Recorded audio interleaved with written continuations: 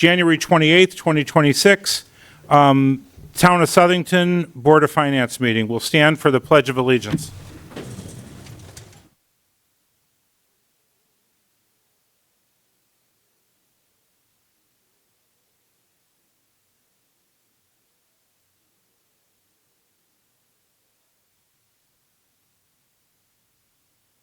We'll do a roll call.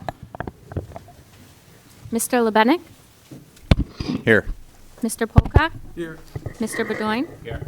Mr. Salerno? Here. Mrs. Wade? Here. Chair Larry? Here. Okay, we have a quorum, we have everybody. I am going to say again, we have to almost eat these microphones when we talk because there are people in the public who tune in, they want to stream the video, and they send emails saying, I just can't hear. So whether we're at the podium or we're here, we could hear each other, so you don't notice it, but we really have to bring these microphones in close, so we're getting almost an echo back, and then we know that the sound is being picked up for the recording. So just thank you all for that. We will be, we do have to break for an executive session. We're going to do it here or there? We can do it in my office. We'll leave as to not disturb everybody. We'll talk about why we're doing that, and then we'll reconvene. So we'll do that in just a moment. Old business, want approval of the minutes for December 10 and December 30. So moved. Second. Motion and a second. Any changes or amendments to the minutes? Okay, then the minutes are official. Our vote here, all in favor? Aye. That vote makes the minutes official minutes of the meeting. We are now going to step away and go into executive session to discuss litigation and pending claims. And just so everybody knows, there are times when the elected boards go out of the public eye when the discussion impacts decisions and can tip our hand. For example, if we were talking about the acquisition of a piece of property and we were going to discuss the price of it, we may not want to do that in public because it's not in the best interest of the taxpayers. That's just an example. So now we're going to hear about legal matters and our position on the legal matters, which is another thing we sometimes don't want to tip our hand to the general public as to what decisions are being made. So this is one of there are several cases where we can go to executive session, and litigation and pending claims is one of the reasons. Is that said clearly enough? Yeah. Just want to let everyone know, like, why do they disappear? Why can't everything be in public? Certain things, negotiated items, a lot of you guys are members of bargaining units. If we're going to talk about what negotiated item is important to us, we may want to do that in private. So thank you for that, and we'll break to executive session, and the time is 7:05. We'll go to executive session with town manager, finance director, and the entire Board of Finance. Mr. Chair, can I Yeah. just get a motion and a second on the vote? Sure. To go into it. So Motion. moved. Katie Wade. Second. Kevin Bedoin. And all in favor? Aye. Okay, and it is 7:05. Oh, and just for the public, also in the executive session will be attorneys Lydia Mickles, M-I-C-H-O-L-S, and Thomas Gerard, G-E-R-A-R-D-E.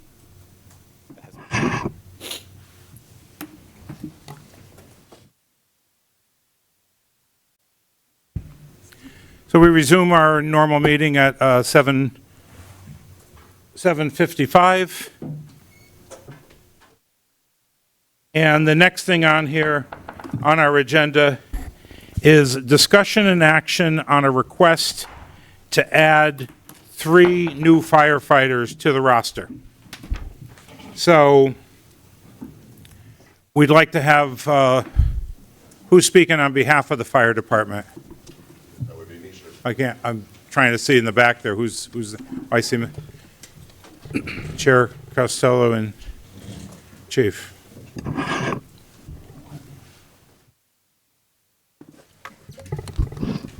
Forgive me, I have to put my glasses on, I can't see anymore. And just speak clearly into the microphone so Absolutely. for our viewing audience. So, good evening, thank you for the opportunity to speak. Our operational firefighting staffing request, this request protects core emergency responses. The operational staffing directly affects response times, crew integrity, and firefighter safety. These positions ensure the department consistently staff frontline apparatus and not expand services. Minimum staffing is a safety and cost issue.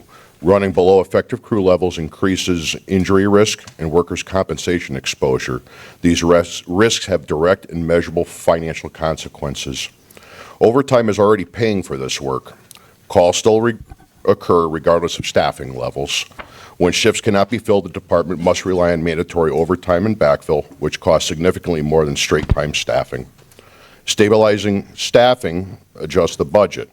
The permanent operational position reduces unpredictable overtime spikes, improves budget forecasting, and by replacing unpredictable overtime with a fixed staffing cost, these positions make personal expenses more stable and easier to control over time. This is a shift from reactive spending to planned spending. Call volume and complexity continue to rise. With medical calls, multi-company incidents, simultaneous calls have increased. Operational demand has outpaced staffing growth, increasing strain on existing personnel and the budget. Volunteer firefighter decline, and it's not due to a lack of dedication. Fire departments nationwide are experiencing sustained declines in volunteer participation. Connecticut has seen the same trend due to workforce changes, housing costs, and time demands. It's roughly a 62% reduction statewide. And Southington is not immune to this.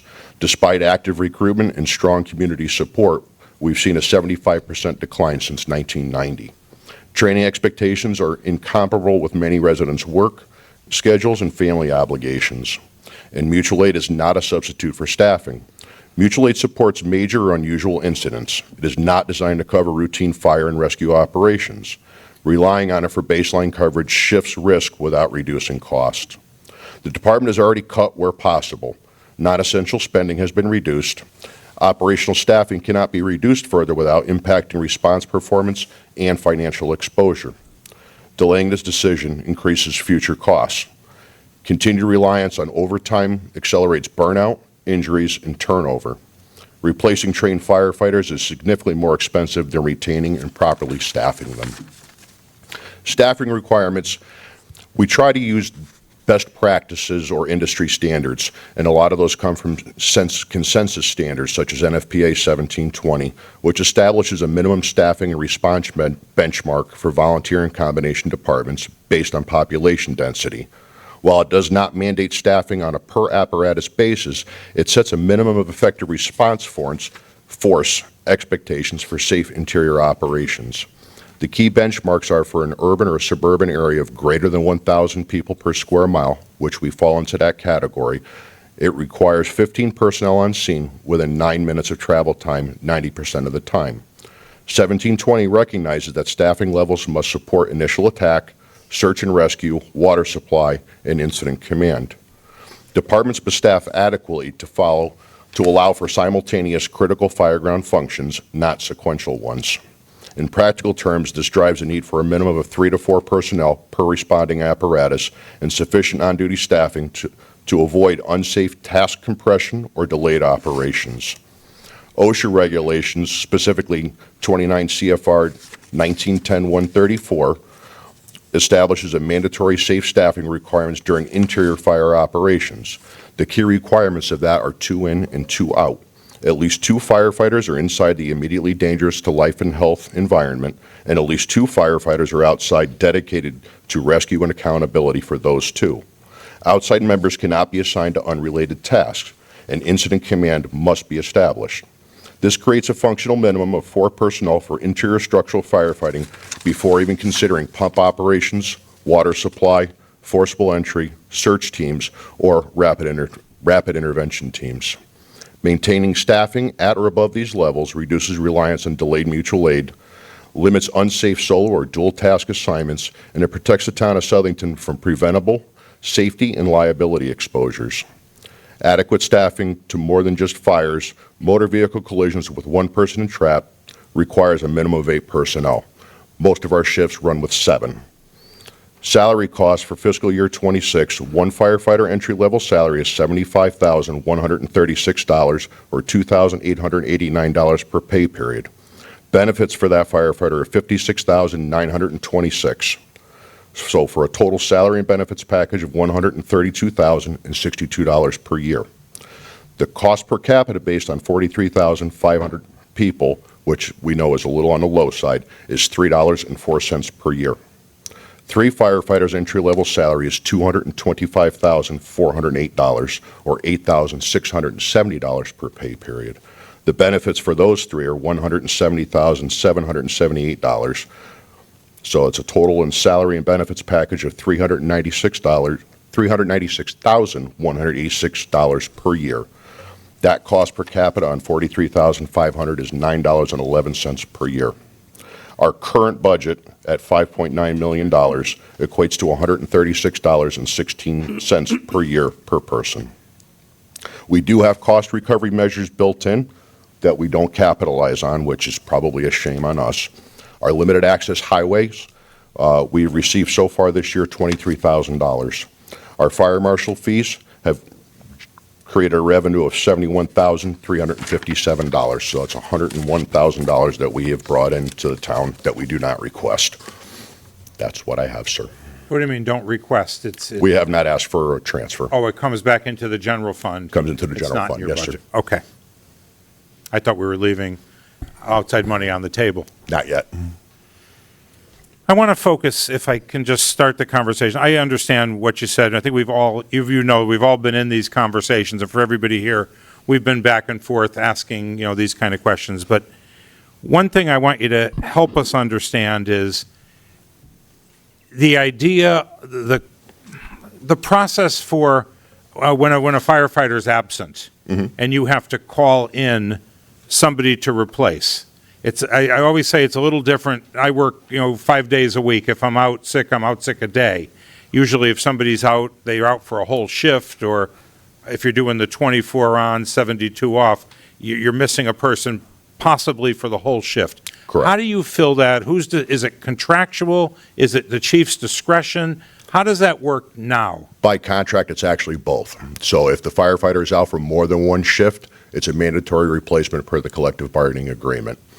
When the weather is poor like it is now, with the weather being very cold, tasks are done a little bit slower, which creates an unsafe condition. So sometimes at my discretion, we will replace. So that part's your discretion. If it's a storm, you say I need extra people in. Correct. Okay. And what would be the reason somebody is out for 2 shifts? They are like 72 hours apart, right? So would They that are. be a workers' So comp type you're- claim, or would that be? Sometimes they are, yes. So we Or have somebody one has a firefighter bad that has flu. been out for almost 9 months now. Hopefully he comes back the end of this week. That is the hope.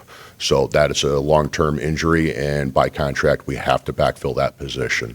And you're familiar with how the flu has been running rampant around everywhere.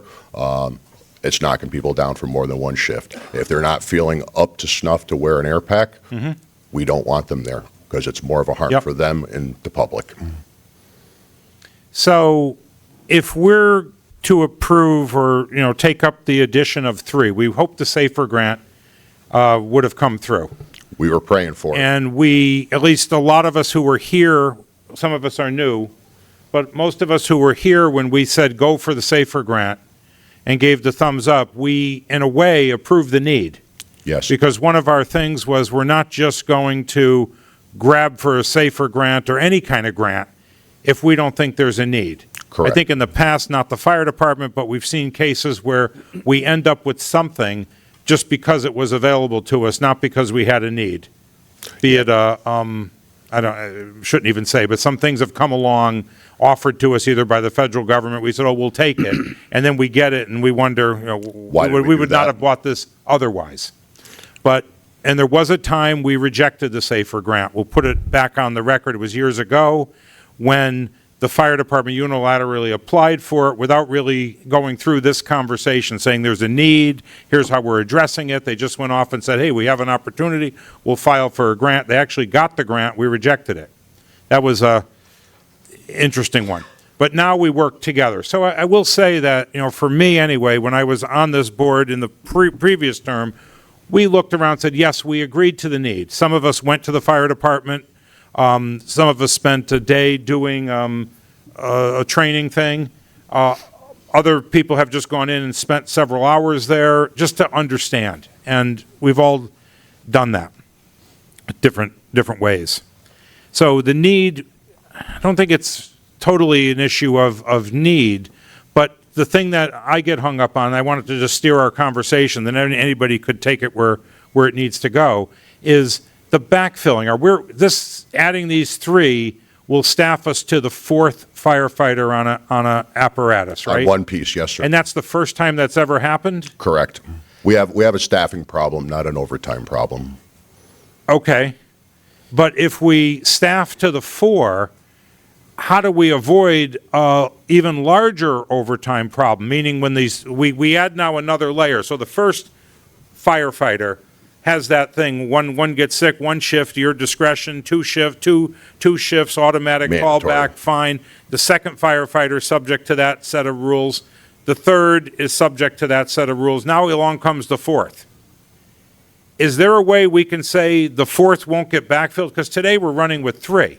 Per the collective bargaining agreement, we don't have that luxury, but it does maintain 3 people per apparatus if one person calls out for one shift. For one shift, but if the person, let's say, one of our new number fours, or whatever you slot them in, our new fourth person on the apparatus, goes out on workers' comp or has an injury, and we automatically have to now keep a fourth person on that apparatus, we have to backfill That position has to be that fourth backfilled. person. You can't say, okay, we'll just run 3 on a truck, we're good, we're the same place we were in 2026. Because it's based on a per person.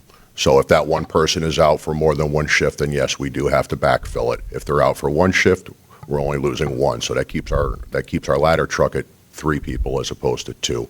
A functional group of 2 people on an aerial device is not functional. No, I understand, and just so all the firefighters in the room know, I did go down, spent the better part of an afternoon just observing, and again, we're the Board of Finance, we are not firefighters, maybe somebody, was occasionally. We have 2 policemen, retired policemen on the board, but we don't have a firefighter, we don't ever pretend to have that knowledge. We ask the questions, rely on the experts, and we know you're the experts, we appreciate that.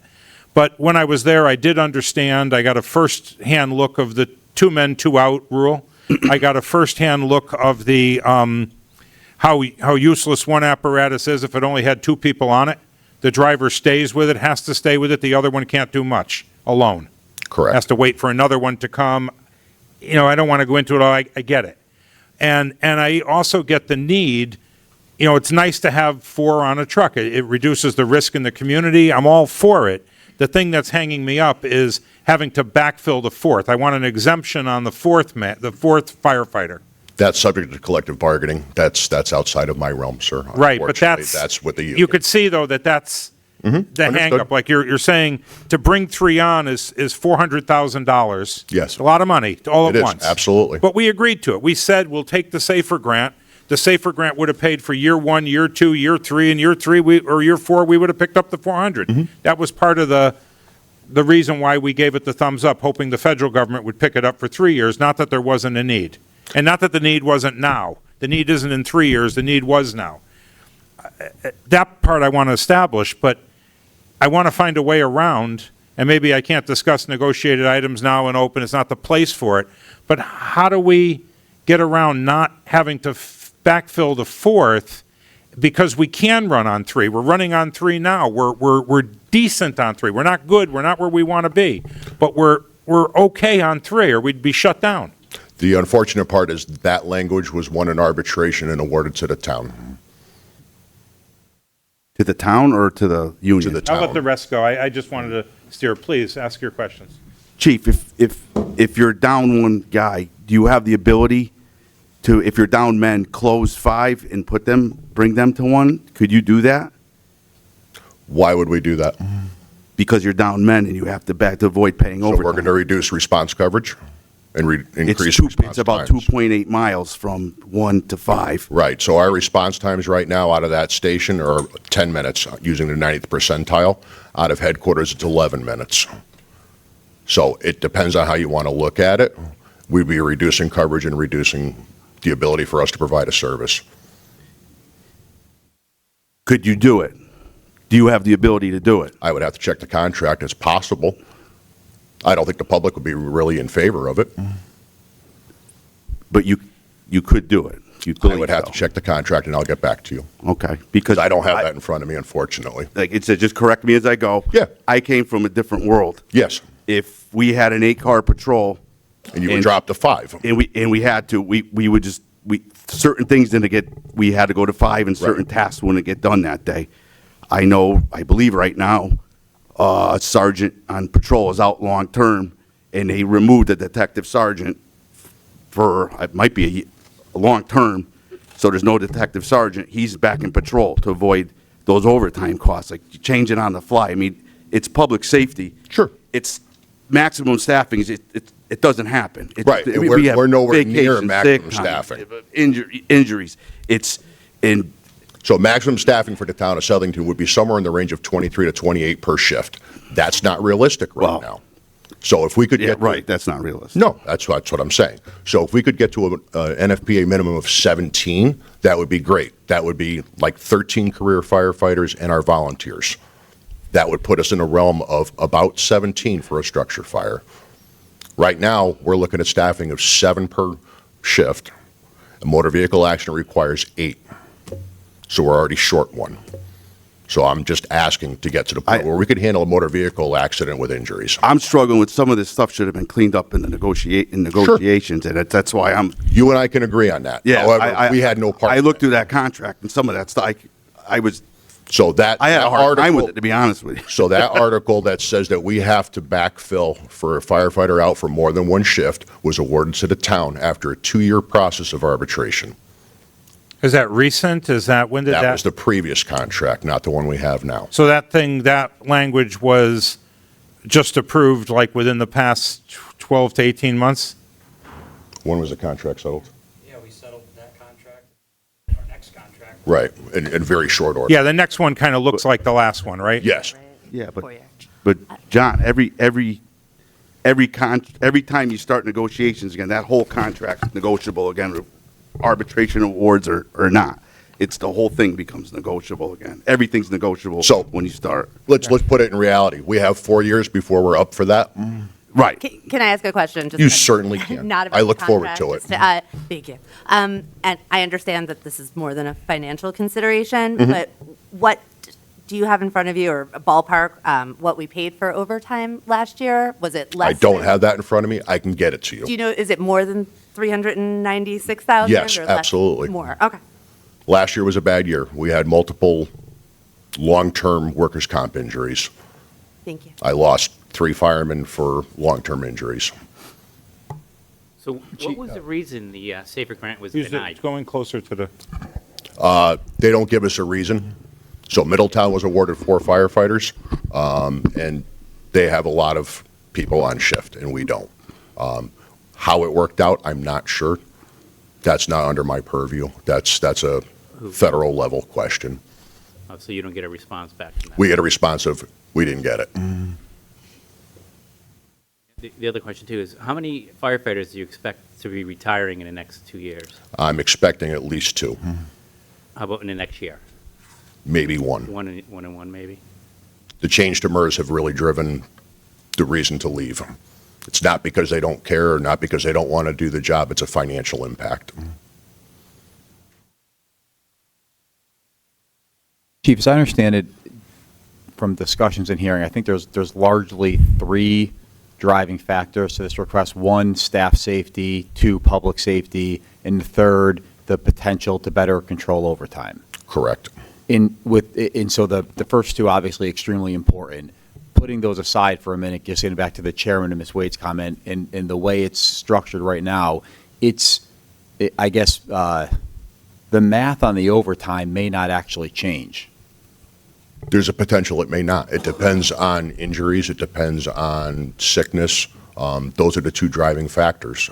Paid time off, they're given time to be used, and they want to use their time with their family. So if they want to take a trip to Disney, they may take 2 shifts, and I have to backfill those positions. Yeah, and I guess, again, to make sure that my understanding is correct, I guess I'm thinking more about the fact of where it's at your discretion to backfill potentially with the way that the shifts would work, and having a 4th person, there may not be as much of a need where it's contractually required. It wouldn't change. Correct. With the 3 or the 4. So from that 3rd leg there,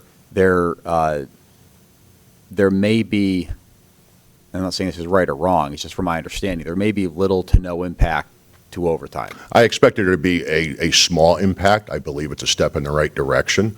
Without having the depth, it's really difficult to remove some of those overtime costs. It's unfortunate that the language is there the way it is, but it was the will to get to 3 per every heavy apparatus. If we can go to 4, now we have the ability to absorb that. So instead of dropping the ladder truck down to 2, we can maintain the 3 on it. Makes it a functional group at least. But was the language was before we had 5, so the bargaining unit in arguing for that language was thinking, we don't want to be at 2, we really want to always be at 3. That was the And ask. now we're over here just about on the cusp of offering to go to 4. But when that language was written, it was written to ensure 3. Yes. Then I can't ask you, I'll ask the question generally, why can't we get like a memorandum of understanding or a codicil to that contract that it's agreed up to the 3rd firefighter, but now that we're having this new discussion on the 4th, that we get that language not to apply? The desire is that we need to have that 3rd piece in the south end of town, so our daytime staffing, if that could get to 24 hours a day for the full week, like normal, then we would probably have the ability to work that out. However, we don't. So you're right- saying by adding 3, it's not enough to tip the scale and have Not the at that bargaining point. unit consider not contractually mandating a backfill of the 4th firefighter? Correct, and I won't speak for the union or... No, I'm not asking you to, obviously. and I know the union's here, and I'm speaking kind of over it all. I'm just trying to frame, The goal is to have 3 staffed heavy apparatus plus the shift commander, so that's 10 per shift. yeah, and I'm, again, at The the need is cusp of 24 sitting here hours. saying yes to the need, because I saw it, I heard it from all 3 different ranks of firefighter when I visited, that everybody kind of agreed, and until it gets into this spot where adding the 4th may trigger the gates of overtime, and it's, We're in a better spot than some other municipalities where they are a man-for-man replacement, so their overtime costs are astronomical. We're not in that position, and I don't ever want to be, but unfortunately, we have kicked the can down the road for staffing for a very long time. We've watched the decline of the volunteer contingent, and again, not due to lack of dedication. They're all there when they can be. yeah, we kind of heard that, and we know we keep encouraging you to do everything you can to develop a crew of volunteers and be creative, reach out, ask us for a little bit of money for programs, for professional videos, anything you need to do to encourage people in the community who want to volunteer and are capable and have the capability to do it. We're here to help with that in any way. But at the same time, we don't want, any of our people in danger. We don't want to run to 2 in a truck, or even if 2 trucks show up, we're only with 4 people. No, that's not the answer. I want to help. I can't speak for 6 people, but I want to help with the staffing. But I think one of the hurdles or the impediments is just to leave it at completely chief's discretion when that person's assigned becomes the 4th person on an apparatus in your scheduling, that 4th person's only at the chief's discretion and not contractually obligated to be backfilled. That's just my, That'd be a great goal, but we're not there. We don't have the All right, ability yet. we're not We don't there. have that depth. I wish we did. and to Mr. Salerno's point too, a little, and that's up to you, right? If you brown out one station temporary for a period of time, but that But the call volume is there, you're and then we don't have you're anybody weighing else. risk and We had a strategy. vehicle flip over on Queen Street today. We had 2 other calls happening at the same time. I didn't have anybody to respond to it. Is that acceptable? Well, I don't know. It's a somewhat loaded question because It absolutely we is. could have 20 things going on at Right. once. The probability is low, but it does exist. 23% of the time, we have multiple calls going on at the same time. That has increased. When I got hired, it was 2%. And over the course of the last 3 years, it has increased steadily. It's been 17, 19, now we're at 22. We're encroaching on 23% of the time. Wow. Saturday afternoon, we had a motor vehicle accident. We had 2 cardiac arrests and 2 other medical calls going on, plus a crash on 84. That involved 6 cars. Where's the resources to help them?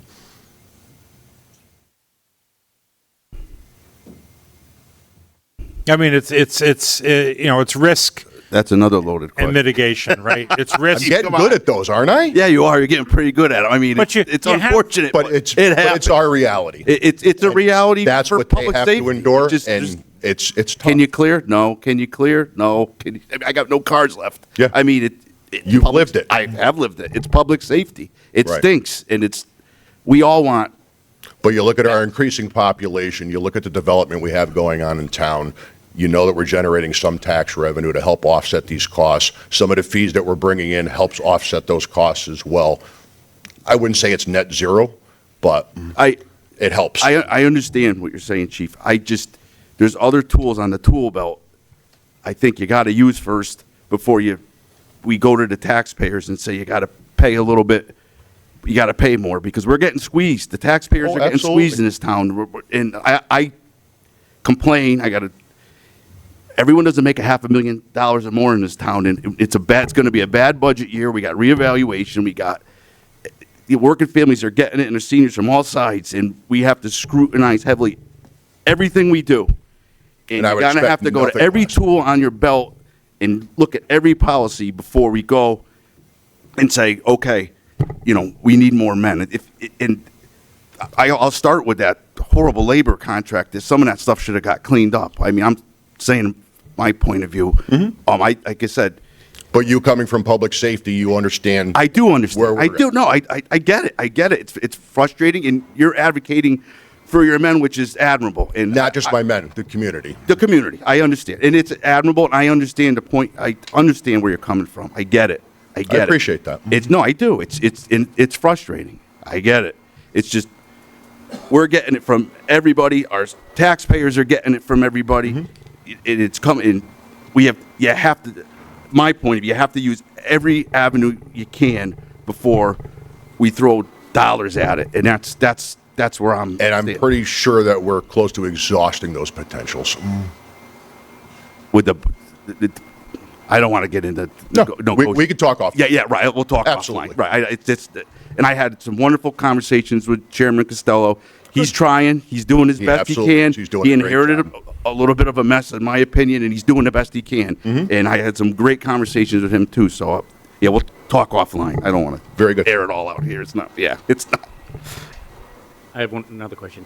Talk So at the why, microphone. why 3, not 1 or 2, just to get 'Cause- it started? Because when we applied for the SAFER grant, the Yeah. town was generous enough to give us one as a show of good faith. So Okay. that one person has been assigned to one of the shifts, so I have one shift with 8, and then the other 3 are at 7. And you have 4 shifts, right? I So have 4 bringing shifts, 24 4 hours a on day. would have It's given not you Monday one through extra Friday person days. on each shift. You wouldn't have put all 4 on one, you'd Correct. spread them. So one apparatus would go to four people. Correct. And if somebody's out on another piece, we can always slide them to a different spot. So today I had 3 people slide around just due to, I needed a driver for one, I needed an officer for another one, and I did it all with what we had on duty. There was no additional cost. Chief, I think you've discussed this before, but can you explain again why you want to do this outside of budget, like outside of the next budget cycle? Why- This actually, I believe, came through the town council originally, that they were going to support the 3 firefighters, whether it went through the grant process or if we had to fund it internally through the town. So if you don't get the 3, are you going to try for another SAFER grant? in the We fall? will, but that won't open up until September, Right. which is after the budget season, obviously. Yeah, right. So We know that, but. we're kind of in a spot. And no chance of an MOU on this particular, even speak if for it's the on this union. particular 4. I can't speak for the union. I'm not asking you to, but I'm just saying out loud, even if it's just related just to this 4, I would imagine not. to get us, because if we're going to go in 400,000 plus, there's always an amount of overtime that's just inherent in any person Absolutely. hired. They hit a holiday, they go to training, whatever. Yep. Without even excessive overtime from a call out, a call back, whatever you want to call it, just from vacation, training, the basic Yeah, life. my understanding is that until we start having a Yeah. greater increase in our staffing to get to that 24-hour shift for the south engine, I don't foresee it happening. But I hope you could see for us that, adding 400 plus 10, 15% for overtime, so 450. And doing that, knowing that it falls into those contractual language that could push it up even more, puts us Less in a. palatable, I Yeah, understand. puts us in a position. We, again, agree with the need, want to help fill the need, but want to do it in the most cost-effective way, and not finding the path there. So, we've got to move to a decision or a motion to table if somebody wants to, table and we just take a breather and research a little more, chat a little more, and come back to it. I'll make a motion to table. Second. Motion to table in a second. All those in favor signify by saying aye. Aye. Aye. Okay. Everybody, thank you for being here, but we still agree to, at least, agreeing to the need, just trying to make it work. Thank you for your time. Thank you. Just some housekeeping. I just want to remind you that our assessor's here as well. Yeah. She was a little bit later in the agenda. I'm just asking if we could have a motion to move her up to 5-4 to get her on the current part of the agenda. I don't want her to stay here till, Okay. Give us, how about 1 second just to talk about the registrars quickly, because I don't think the registrars are here. I don't see him. Is Tammy in there? No. Okay. Just a quick note, we've asked the registrars to come forward with some guidance on the policy. We still need that guidance. At the same time, the registrars are still asking for compensation and overtime. We have to move quickly on that. So I just want to put a little time pressure on the registrars to come forward with that guidance. we get some just guidance on what we should be paying them at this point? Should we just be paying them the stipend? Because we've been, Did they put in for overtime, right? but they don't agree, Did- they don't agree on the time themselves, so if they don't agree, we're just paying them this. I'm not giving her that, and the other one, it's flip-flops. Did either of them get paid for overtime for this past election, though? One of the registrars? Election they did. But we've been They paying both them the did, okay. stipend. But now they're going to They training can't and, They can't agree on the hours. Okay, so you mean moving We're forward? just paying them a stipend until we get some, Yeah, or, until they get some agreement. oh, so we'll continue to pay, so it's just the consensus, we're continuing to pay strictly the stipend to both? but we got to put an end to it. We got to put a point where we are going to come forward with a policy. And if we say that's, give us a little time, April 1, then they got to come forward to us at least by February 15th with guidance. Well, I need it. And for we're not going budget. to pay beyond April 1 or something like that. I need it for the Can- budget. Can I ask is one of the registrars, my understanding, still looking for compensation that she feels she's owed? They're both looking for They're both compensation they are, feel that okay. they're owed, Okay. but neither one agree to pay the other one. Do they have to agree to pay each, we don't We have a don't know. policy. Okay. Yeah, it's Right, never happened okay. before. I'd like to say let's, to keep the peace, keep the function intact, not have anybody walk out disgruntled. There's 4 people, the 2 registrars, they each have an assistant. One's a Democrat, one's a Republican, it's just the way it is, how it's designed. We need a policy. I'd like to commit to us having that policy at least issued or written up under strong discussion by April 1. And to do that, they have to give us input, which we've asked them for, by February 15th. And maybe we'll pay till March 1, whatever the requests are. But after that, we need to we need some pressure to get to that policy. Yeah. And just pay to March 1, and I'm not going to argue who gets 8 hours, who gets 15, because there's no guidance, and the lack of the guidance is causing the confusion is causing anxiety. And neither one Didn't- agreed. If we so agree. Didn't we ask them about a month ago to He's try and put a Yeah, policy we did together? ask them. Well, Two they months keep, ago. yeah. But we also, I have a budget coming up, and I No, have I know no for your idea what to sake. put in the budget. But they're, Yeah. they keep like having a problem with each other and Correct. stalling the process. And they Correct. don't show up here, so. This is also causing an issue, like in processing payroll. They both keep contacting the payroll coordinator. It's putting us in Right. kind of, a It's funny affecting you guys, too. situation. One wants to just be paid the salary, the other wants to be clocking in and out. So I don't have the authority to tell them Yeah. what they should or shouldn't be doing. So we're just looking for guidance. I would just, if I could, kind of prime the pump and just say, why don't we, if we agree here, why don't we just say, we'll pay them what they ask as long as it's, legitimate, properly documented, what they ask until March 1st and to get them paid, but we need their policy input thoroughly and completely by February 15th. But who knows what So you, they're owed? No one knows how much they're owed. What are we requesting for documentation? Punching in and now, or we request, because all employees are, except non-union salary, don't punch. Everyone else is punching in. Do we want them to Well, punch see, we in? don't, They're that's not- the thing, we don't have the Do we want them policy. to send in a timesheet? I mean, They have to justify their hours. We can't just pay because they want it. I mean, there's got to be some justification of performance in order to Or- put forth compensation. overtime's really only happening around elections and early voting, or is it They're still happening? putting in That's what for we it. had Or originally training. discussed. Or- They shouldn't be Okay. putting. Now for- that's I mean, over, are they expected to be like rearranging their work schedule for training? Because I don't believe They that's should adjust their, happening. they should adjust their hours to Right, attend training Again, instead of just going and racking up overtime hours and then going to training. I mean, If the training is Monday through Friday, 8 to 4, business hours, why should they go rack up overtime hours? I mean, if it was on a Saturday, okay, but because their deputy registrars could be in the office if they have to be somewhere training.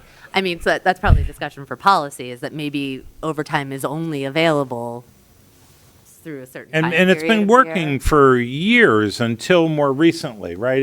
And the elections As far got a as I little know. more complicated. Early voting caused a little bit of a stress. But we just have to put a policy around it because the old quote-unquote gentleman's agreement isn't working, clearly. or however it was working for years. We didn't realize they don't report to anybody, they have no manager, they're entitled to a stipend just because they were elected, they're supposed to maintain hours, but there's no enforced requirement that they do. Oversight. They don't have a boss, and then they were asked to go to training, and one says, yeah, I'll go to training in addition to my stipend. We're saying, well, no, go to training as part of your stipend, somebody will cover, and it's causing confusion. So I just like to pay them till March 1, whatever they're documented and requesting individually, and then get from them in return their guidance on what the policy should look like so that we can take their guidance, turn it into a policy, and then push for agreement on it by April 1. So I've got a consensus to pay whatever. No, we just got my opinion. Oh. I was We gotta get- Do we we gotta- have They documentation need on, oversight, that's on the their problem. overtime hours? Like, They did give one it of them? to us on a piece of paper or an email, but nothing official. And just for a point of clarification, it's not overtime. They're not under Connecticut law. They're not employees. Right. I They agree. don't get overtime. Agree. They want additional pay for working more than 15 hours a week. It's funny, we go from talking about details in a very detailed contract And we got to no this oversight. other Right. ambiguous area where the employees are not employees, but they get paid and they don't have to come, but they, Bosses. and- we have two extremes here, the tale of two extremes. This is just, I'm throwing this out here, and I'm, throw a wrench into it. Could we increase the stipend and not include any overtime? That would be my recommendation. The question is, what are they going to agree to? And it could be a take it or leave it like it's been in the past. That's the stipend. If you don't take it, you don't. Goodbye. Don't run with it. Right, The like Democratic you know Republican that- Party can put somebody else up. Right, like that's the job, that you're, whatever the stipend is, I'm just It'll saying. be in the 40 budget. That, Right. right, that you. I agree with that. Most of the year, you work 15 hours a week, but You don't work there's a some. terrible 2 months. And maybe the new stipend takes into account the new complexity, like maybe there is more training at the Secretary of State's office. Maybe early voting puts an extra, time requirement on them. Well, we got to take that up with policy. It could be a flat fee, if you have a local primary, a $1,000 flat fee, something like that, because they're not employees. So you could base it off of modules worked as well. But we're waiting for them to. Yeah, present but we something. need that. I mean, I don't want to keep saying, oh, we're going to pay, we'll never get the, we'll never get the guidance. There was a lot more work for them since early Yes. voting, but, right, like the overtime, like you said, the oversight, the overtime, all of it. with So do that. we want to say we'll pay them for what they have documented through March 1, and they will give us what we want is a fully documented, almost a fully written policy for us to start by February 15th? What if they don't give it? They don't get paid? Well, no, then after March 1, we. Yeah, okay. Yeah, Well, I don't know, we figure something. All right. Well, maybe But we can need come it. up with the And we can't write the policy. They're in the know. No, they're- We're not their boss. We need- Alex is we- not we their wanna boss. have their input. They're Yeah. the ones doing it. It We makes want a sense. policy they agree to and they feel comfortable with. And the next people who want to ever, if any of these guys want to run for registrar, These people are. they want to know what's the deal. They do whatever. All right, do you want to just say that make a little motion out of that? Make a little motion. I'll make, I know, the chair's not supposed to make a motion, but, Well, I'll make a motion. all right. Make a motion that we We could settle fire this 'em. with the, so,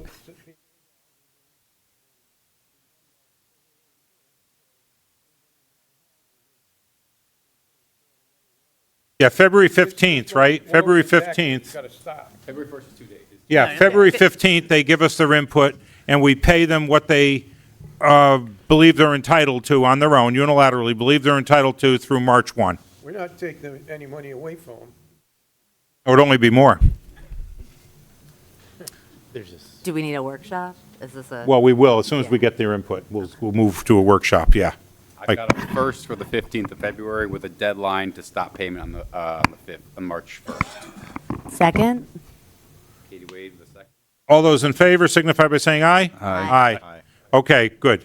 We'll get it resolved. We want to do the right thing. It's for the community, and we don't want to have a problem in the office. Okay, now, with unanimous consent, just want to move up the presentation from the assessor. And thank the assessor for being, it's been a tough assessment for sure. Mr. Chair, I just want to welcome our Make a motion. new but newer assessor, Ariel O'Donnell. She was our deputy assessor for many years under previous assessor Babin. She has stepped up to the role, doing a phenomenal job.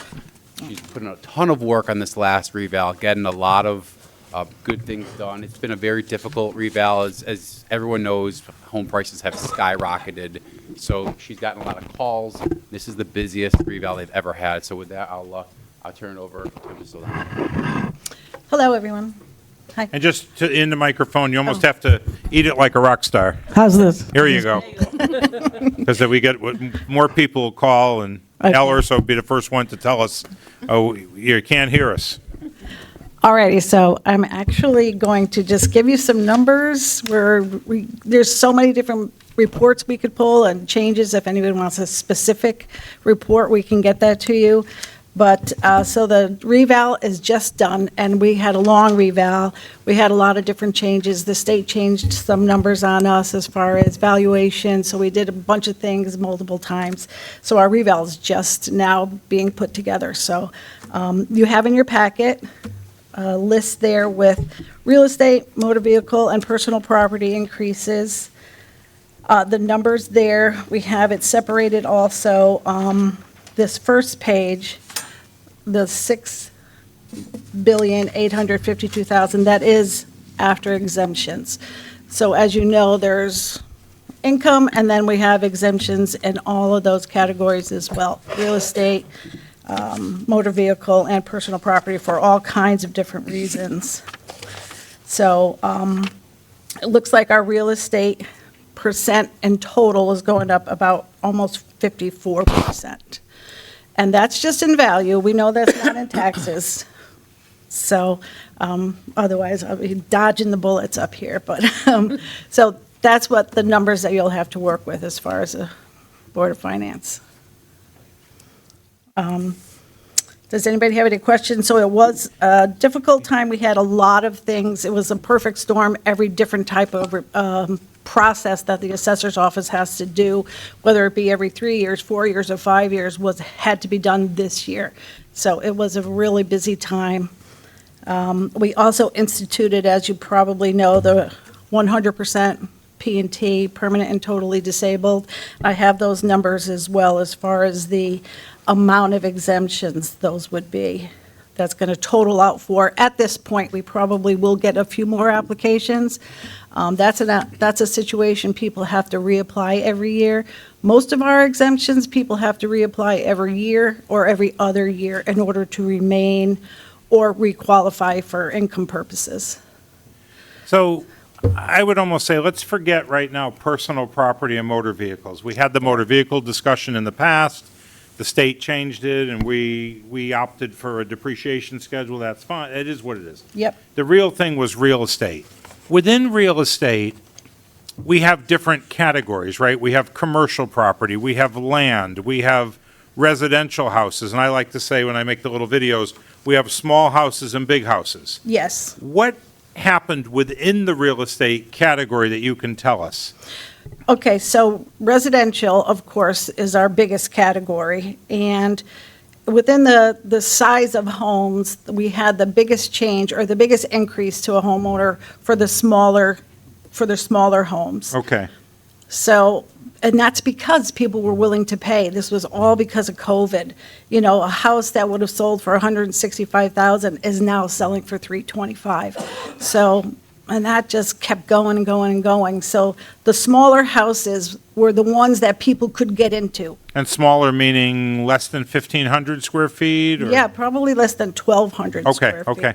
We had 800 square foot homes that were selling for $350,000. Granted, those might have been flipped, but still, it's a value. And it's 800 square feet. So what is the cost to flip? Not all that much. So the smaller homes are carrying, you know, are seeing the largest increase. Even our, what do they call those, permanent mobile homes? The mobile homes as well. I'm considering them as smaller, yes. So the smaller square footage homes and the mobile homes, because those were the two areas that people who maybe couldn't afford then were just dying to get in and become a homeowner. So they were grabbing anything they can. And, you know, even if, so we're not what you call sale chasers. We're not going to say, oh, that house sold for $350,000, so we're going to make it $350,000. That's not how it's done. But they did buy it for $350,000, so that ultimately goes into the category, or goes into the algorithms as far as labeling the values. I think people all saw Zillow or Realtor.com where they, you know, you type it in, you're so proud that your house is worth $500,000, then when you see your assessment come, Right. you're like, whoa, wait a second, something might be wrong. You know, you can't have it both ways, I get it. It depends on what hat you're wearing, you know? So if you're the seller, if you're the buyer, or if you're the bank, it all depends on what hat you're wearing. How was land, just vacant land? Land did not have very much of an increase. Actually, I don't have it broken down. I have the total, but I don't have that broken down, land so much. And like all those different individual things, we could get that for you. Just trying to and then commercial property. Like, did commercial, like, storefronts, that kind of stuff, did that go down post-COVID? No, it didn't. Not down, but it didn't go up as much as the small houses. It didn't go up as much as residential, but it did go up over 40%. Okay.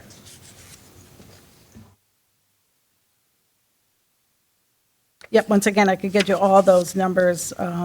Yeah, what I'm trying to get at is, if everybody's house in town, every piece of real estate doubled in value or quadrupled in value, we would be in a good place, because we would just take the mill rate, Right, chop it down, and get the same amount of tax dollars, and it wouldn't matter at all. that's correct. So, Well, but, regardless of the percentage, you could do that. right. Yeah. But if a commercial property went up this much and a residential property went up this much, there's now a change in the force. Right, Meaning we're still going to garner the $154 million the town needs from tax revenue. Right. But we're going to end up getting more from the smaller house and less from the commercial property. Mm-hmm. It's the same net number coming into the town, but there's a change in who pays how much. That's going to be the hard part for folks to understand. Right. That it didn't, like every other reval I've ever saw, it was pretty much everything went up the same amount and a little disparity between the big house and the small house. This time, it's a huge disparity in how much the small house moved versus the commercial. So the commercial people are going to, or the big house too, and the commercial people and the big house people are going to pay a little less, and the little house people are going to be almost in shock and pay a lot more. Well, as far as their percent increase. Their percent, yeah, and that's what they haven't seen yet. So the $50,000 question is, what's the new mill rate before the budget? Like, we're just resetting the mill rate to the current grand list, and now I heard that we're going to keep the farms, or whatever it is, at the 2020 values. Yes, that's one of the things we had to do 3 times. They changed the value on us 3 times. So that's why, there's more reports that can be had, but we did have to do a lot of work, more than once. But I think the folks are anxious to say, forget the new budget that's coming, and forget new stuff on the grand list. Like if we had grand list growth, there's price and there's volume. If we had volume growth, somebody built a new building, somebody put an addition on their house. Keeping all volume growth aside, just on price growth, do we know what the new revised mill rate would be? Well, that's up to you. No. Yeah.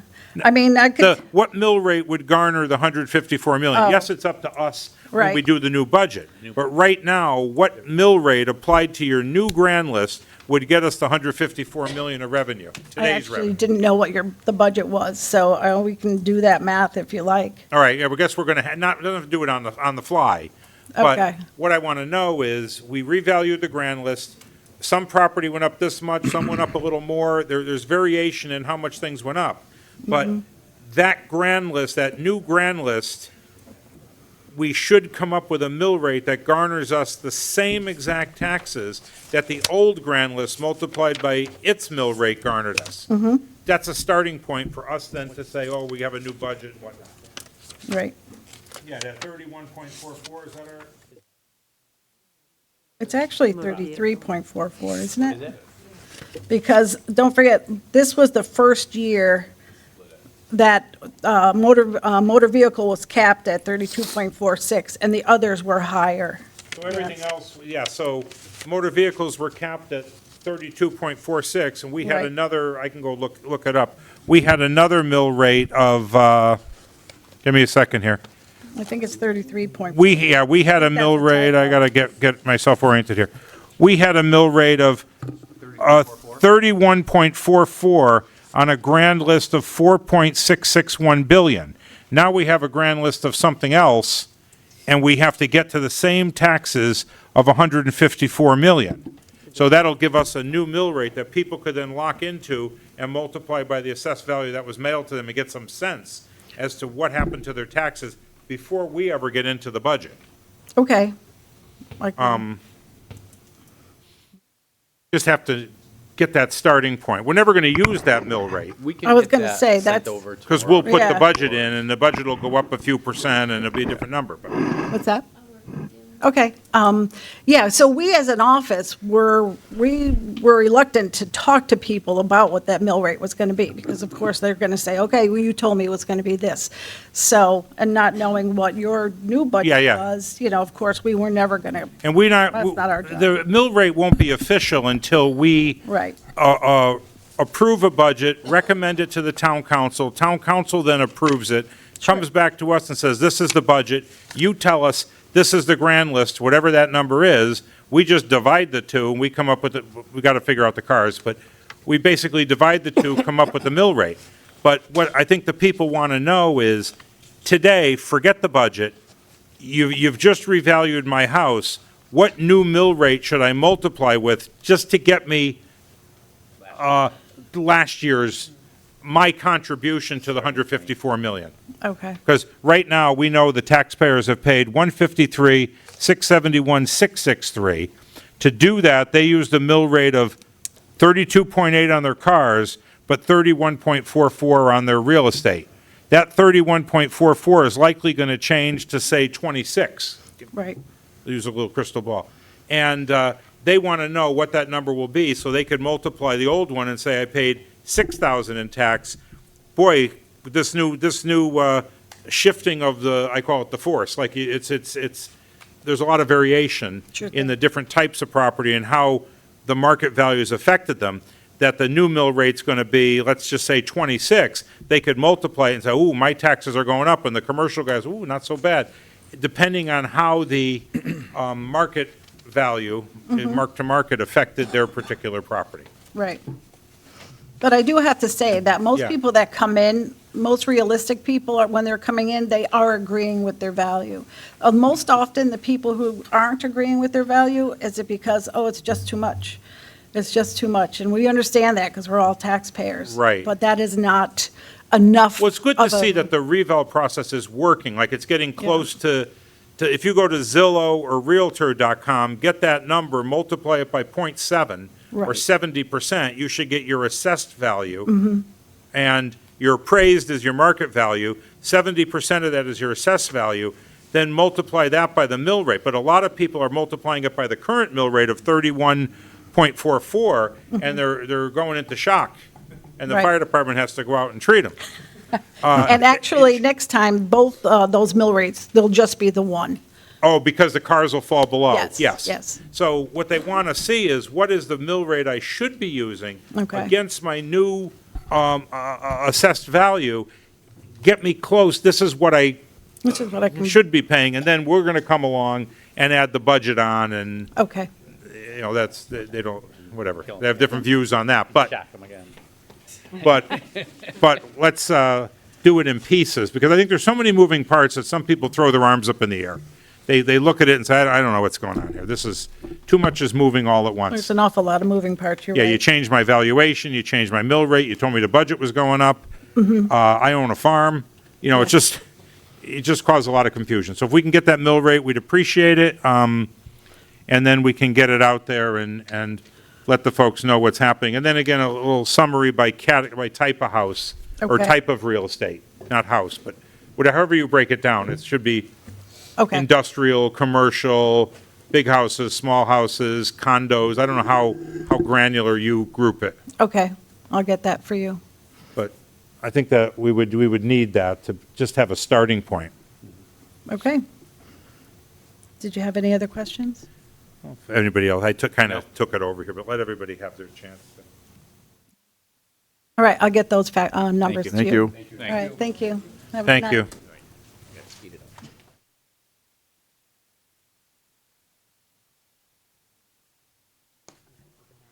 Okay, But that's the new start. the next one is a discussion about the Board of Finance's role in bargaining unit negotiations. That came up since, like, for a long time, the Board of Finance didn't have a role in bargaining unit negotiations except for the Board of Ed, because there's a Connecticut state statute that says the fiscal authority of the town must be invited to participate in the negotiations in the Board of Ed contracts. So we usually assign a person from here, whether it's the administrators union, whether it's AFSME for the maintenance folks and some others, or it's the teachers union. A member from Board of Finance will go and join the team of management in the Board of Ed negotiations. But we have had zero role in the general government unions, of which we have how many? Five? The general government unions and the negotiations there. So we just wanted to, have a little discussion about what our role could be, and we just have to remember that the town manager works for town council gives direction, town manager executes that direction, that's on everything. And town manager doesn't work for Board of Finance, so what I'd like to say is, Board of Finance's role should be just advisory or consultatory. If you have something you want to point out or circle up and tell Alex in one of those 5 contracts, something that doesn't make sense or you'd like to see looked at, you give it to him as advice, but you can't expect any performance on that because he works for council. but I think it may be beneficial. You could say too, Alex, if you think it's beneficial, somebody here just, we call it a circle up when you take a document and you mark it up, but Yeah, so what I do for my department heads, and right now this year, we've got the municipal union contracts, and we got the dispatchers ongoing. And I always ask my department heads, what do you have, are there anything that you see in here that you want to work on to clean up language that may be ambiguous, language that doesn't make sense? Are there things that you want to do? Do you have new initiatives that you need to work with labor on? So, and that extension goes on to the Board of Finance as well. If you take a look at contracts and there's things that you see in there that you say, hey, why is it like that? Why has it historically been like that? Can you do it a different way? I'm free to take any of those suggestions, those questions, happy to talk about them with you offline and take any suggestions that you have as well. good. I'd like to move public communications up in case anybody here wants to speak, and then just clarify for the firefighters what happened. Anybody could speak in public communications, so we want to give you that opportunity. But also, right now, we tabled the 3 firefighters. What does that mean? That means that we will have it on the agenda again, possibly at our February 11th meeting. We could also speak with town manager and say, let's put it in the budget, and we'll take it up when the budget comes our way. We could drop back and talk to the chief again and say, Chief, is there any movement after you've had a chance to digest with the bargaining unit? Was there any movement on a memorandum of understanding or anything that could help sway us?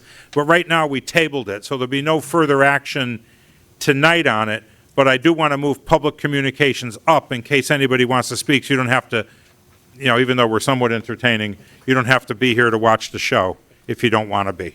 So with unanimous consent, just ask if we move public communications up to right now in our agenda.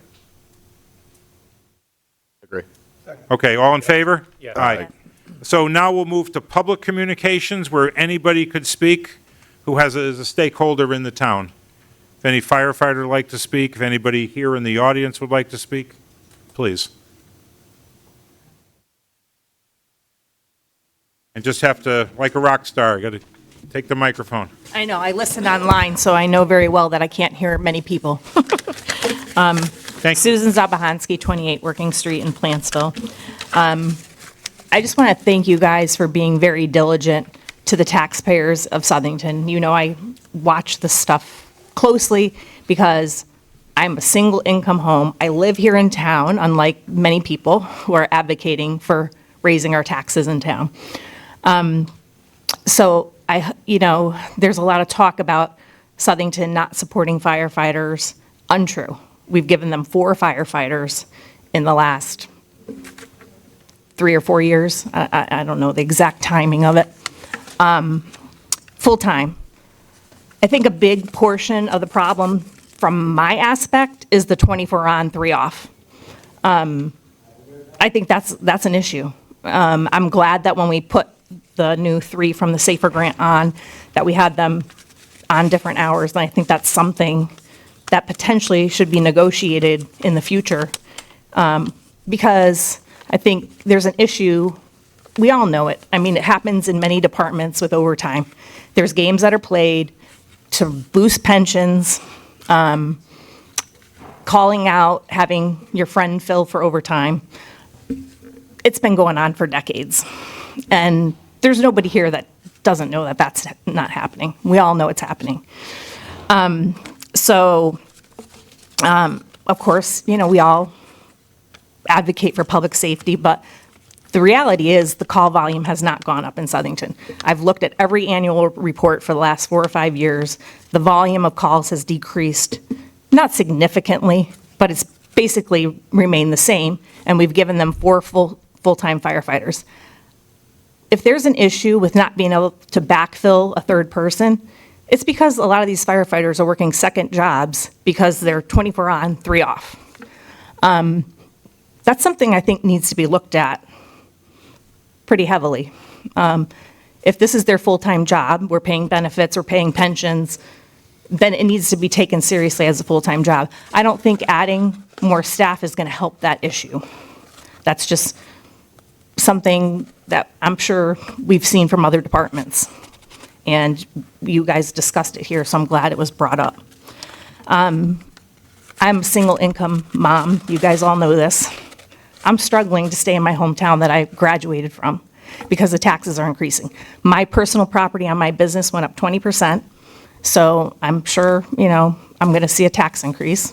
I'm hoping, I don't like to hear, well, the mill rate's going to drop, but then we're going to add on. We have to start thinking about saving where we can save. Firefighters want four men, police department wants 3 guys, teacher, we want, 3 counselors and a social worker. No one goes out to Mrs. Jones and asks, how are you going to pay for these things? How are you going to pay for your groceries when your taxes go up? So I'm glad that you guys are diligent about this, and I appreciate scrutinizing at some point, we have to say, enough with spending. You have to stop somewhere. You can't keep squeezing people out of the town. Seniors can't even live here, can't retire here. It's sad. Wondering where they're going to pay for their medications, their groceries. It's happening. I work closely with community services. It's happening. The need is great. So, and Southington has an over 20% senior population. We have to think about that. When you just say, well, it's only $20 here and $20 there, our water bills just went up in Southington. It adds up. I mean, everything, insurance, et cetera. So I appreciate your diligence. Thank you. Thank you.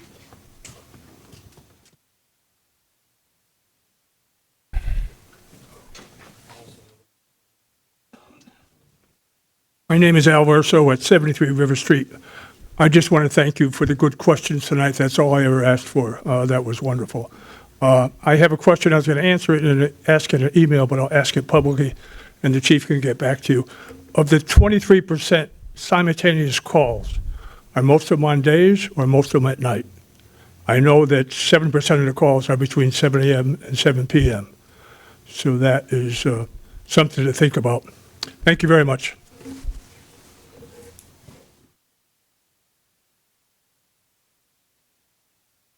Would anybody else like to comment during public communications? Hello, everyone.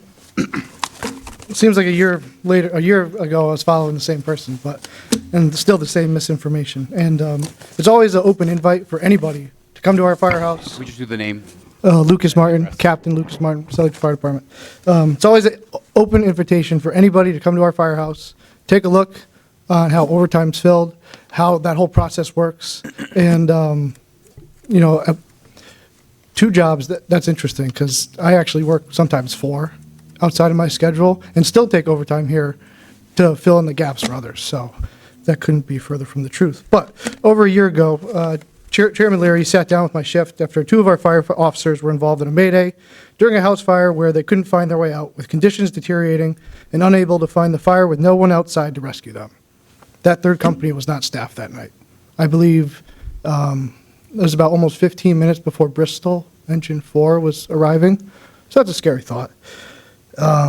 We brought you out training with us. We showed you how our short staffing impacts our operations and safety, showed you how no one else is coming for additional calls. Not having a 3rd engine/squad company on duty is detrimental to the safety of the people who live here and the firefighters that work here every day. That 3rd apparatus is just half of what we actually need to operate safely and effectively. This town still needs that company plus 1 more company to operate safely, and the chief touched on that tonight. Tonight you were discussing 3 positions that over a year ago you said you would have to come up with a plan B, dropping back. Those are the exact words said a year ago, and we're still dropping back and still thinking about that plan B. For if we did not get that safer grant, a grant the union and others told this town's fire commission, council, and this board, the odds of receiving it were slim to none. And I think it does come down to the number of firefighters we asked for was 3, which, I mean, if we pulled the Band-Aid off then and just did 9, I think we would have got it. And for the reason that we're going for it, it's to reduce overtime. It's clear. Everybody knows it. Does it help with safety and the people that live here and the people that work here? Sure, but it doesn't solve the problem. Middletown, Connecticut was awarded $1.1 million for hiring 4 firefighters who now have 16 on duty out of only 2 firehouses. Auburn, Mass., and remember this one, awarded $1.9 million for hiring 8 firefighters whose population is 2.5 times less than Southington's. They have 13 members per shift compared to sometimes our 6. The chief said 7 sometimes, but we still dropped down to 6, which there are 2 firefighters on that truck. It's useless. Auburn, Mass. is 16 8-point square miles compared to our 36 square miles. Talk about response times. Lastly, Manchester, New Hampshire, larger department, was awarded $3.7 million for hiring 12 firefighters. This grant, and in quotes, their chief said, "This grant will increase the department staffing for the first time in 20 years." Sounds familiar, doesn't it?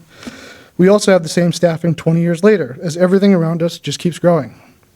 Southington's grand list since the mid-2010s has gone up $930 million.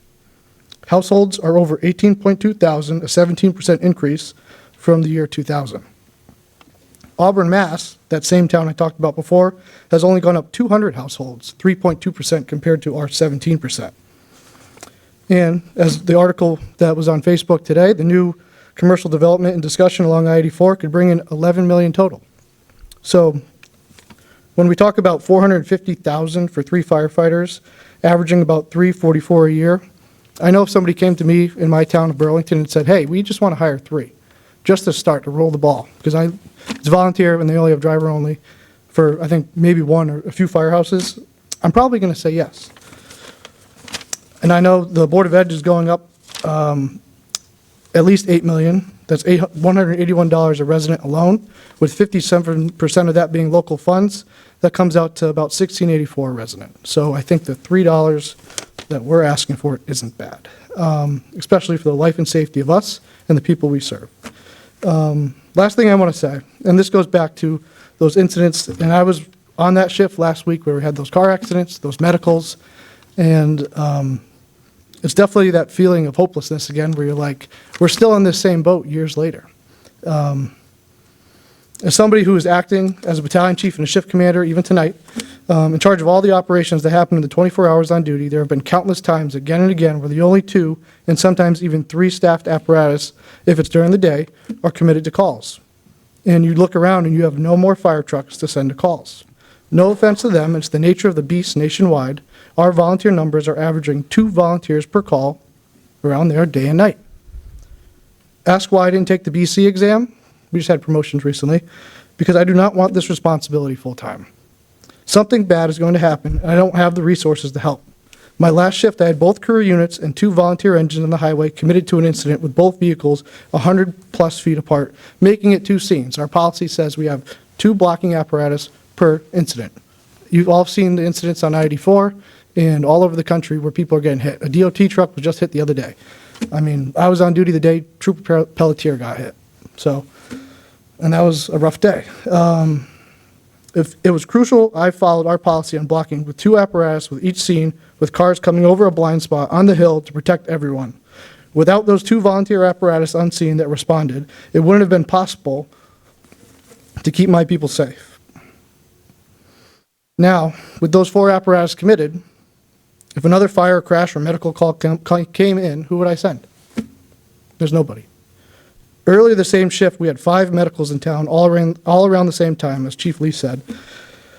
Who from the town will come and answer the questions from my coworker's family or a family in town when they can't be saved or helped? And that's where I question, or that's why I validate why I did not take this battalion chief's exam. I won't go to the times for those calls, those 5 of them, but 191 West Main Street was a medical. We were on scene for 28 minutes. The patient waited over an hour for an ambulance. Call number 2 was on Beverly Drive. That was a 10-minute response, and they were on scene for 11, so 21 minutes total. Walmart. This was the cardiac arrest that came in that requested our Lucas device that both Truck 1 and Squad 5 have. Truck 1 was at the first call of the day, our first call, so we couldn't respond. And then Squad 5 was at the other call, which they had to clear, so it took them 24 minutes to get to that call. And it took 12 minutes total for the fire department to arrive. That was engine 12, the volunteer engine, so that was good. 196 West Center Street was call number 4. The patient waited 19 minutes for the fire department to show up. We had to help AMR with that patient to get them into the ambulance, so sit on the floor for 19 minutes and Let me know how you feel. And then 3 Darling for another cardiac arrest. Truck 1 was unavailable for 42 minutes for that call. Was this during the snow? I don't want to go back and forth. I'm sorry. Was this during the snow? This was not. This Or was a normal day? This was before that. This is a normal Okay, day. okay, I don't want to, we No, can't, you're usually good. we don't go back and So forth that's the in end of Iowa, that. just trying to No, set the you're fine. context. So, I believe this is all minimally solved with 3 staffed apparatus 24/7, minimally. Squad 1 would have responded to West Main Street, which they're out of the south end, so that would have stopped that. Truck 1 to Beverly Drive. Squad 5 would have been in station and prevented no Lucas and a delay for Walmart cardiac arrest patient. Truck 1 would have cleared Beverly Drive and had a 10-minute delay instead of 19 for the West Center Street call. The real fix is 4 staffed apparatus to respond, which is why no response from one of the firehouses that day was crucial to that operation. And I know we're going for only 3 people, and the chief mentioned how important 3 staffed apparatus is, but take that highway call, for example, I had the other night. You throw a house fire or an extrication in the mix or some other call, it's game over. And I don't know what to do as a shift commander. I don't know what to say to the people who have that house fire or who are stuck in that car, or my people I work with, that I have to answer for them. So I think that's all I got tonight. It was kind of from the heart, but it's all real. All the numbers are there. Come to the firehouse anytime. And I feel like I'm having the same conversation 1 year later. So thank you for your time. All right. Discussion continues. Anybody else from the public?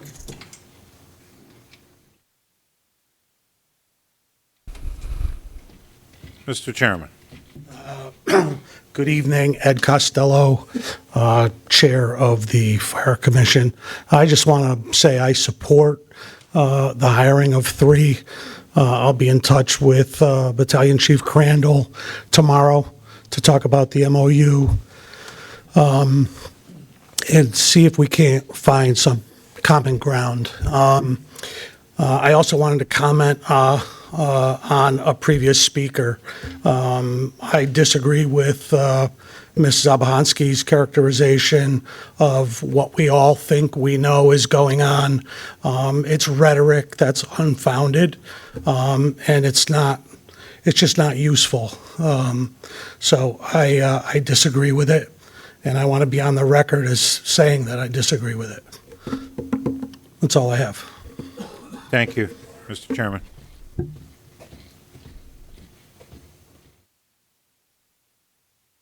Anyone else from the public or stakeholders, firefighters, anyone?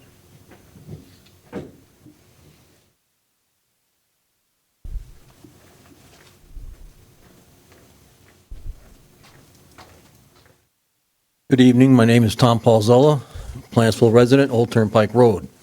I'm here tonight in support of the firefighters, the chief, all the residents of our town, and also the people that come in and come out of our town for their safety. And that's what brings me here tonight, and I've been to other meetings through the town, but I remember a year ago in January, we had a commissioners meeting that had to be moved to the municipal center because there was going to be a lot of people there. There was firefighters from all Connecticut, different towns, supporting these guys on what they do and the need for more people. And we sat there and we listened to everybody talking and people saying different things, and the biggest thing I got out of it was they said, well, we'll go for the SAVER grant. We'll go for the SAVER grant. It's a great thing. They've got it in the past, yes. But our question was, what if you don't get that SAVER grant? And what's going to happen then? And I'll stand here, Mr. Jablinski, the chairman of the town council, he was there that night with a baseball cap on. I'll never forget it. He came over and he's talking to us. And I said to him, just as I said to you, what are you going to do if you don't get the SAVER grant? He goes, we're going to have to find a way to get these firemen hired. That was over a year ago. And here we are doing the same thing. As the chief said, we're kicking it down the road. The road's going to end in a bad way sometime, some way with what's going on in today. And we look at our town and everybody, you know, the great little town of Southington, but our thing is we're the city of progress. I don't see any progress going on anywhere. It's just a stalemate. I know money's money, but it's money well spent for their safety and all of us in our town of Southington. And I think it's time that we spend that money. And I heard the lady tonight talking about it, and I can feel for her too, on her trials and stuff that she's going through. But I just don't understand why we're talking, spending $400,000, and then we're talking about backfilling somebody, and it's probably a minute amount of money. But I just feel for their safety, and again, for everybody's safety, do what you can to find the money, because that's what the Board of Finance is. I sat at meetings and I heard, oh, we have great minds in the town of Southington. Well, you know, we can work things out and find ways to do stuff. It just doesn't seem it happens that way. I hear a lot of bickering back and forth, and more, and I'd say the town council than anything else, between the Democrats and Republican. And that doesn't get anything done. We all know that. So please look and try to find a way to spend that money. You're going to be doing a budget. Just budget it. There's nothing you can do about it. You spread that out over, it's going to be nothing. That's all I have to say, but support the fire department. Thank you. Thank you. Any other public comments? Okay, we'll call public communications closed. We'll get into the fiscal assessments, a little bit on revenues, and then a little bit on where we are with expenditures. Right. Revenues through December were over 625,000 over what was budgeted. The biggest contributions were from interest income, which were over 490,000, and town clerk fees, which were over 269,000.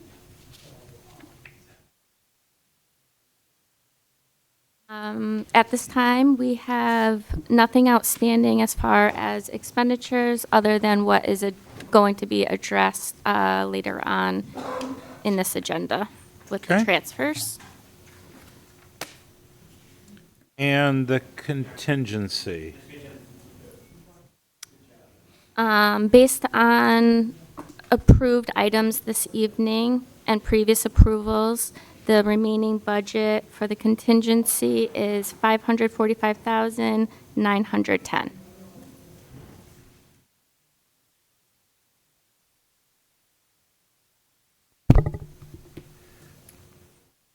Okay. Investments, I think last time we talked, you said interest rates were going down on the investment side a little bit? Yes, they have gone down a little bit from short-term from 3.77 to 3.57. In our short-term investment, we have $91,921,554. And in our long-term, we have $20,758,000 with the interest rate of 3.3%.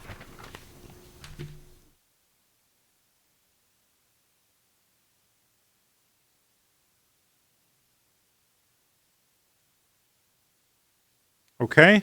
Any questions? Anybody have any questions? For the schedule on the excess rainy day. Okay.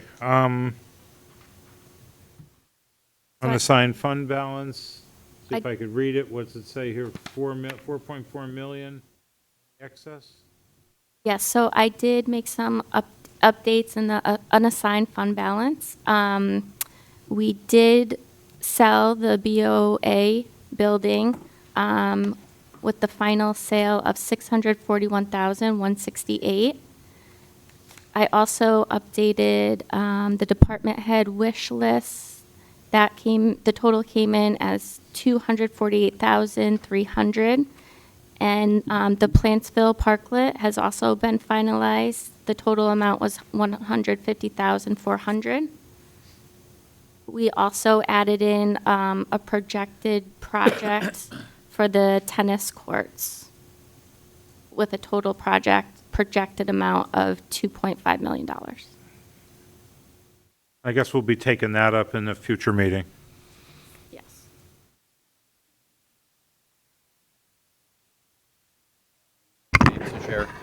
Just some good news on that Plantsville Parklet. The Board of Finance and Town Council, I believe, appropriated they authorized up to approximately 300,000.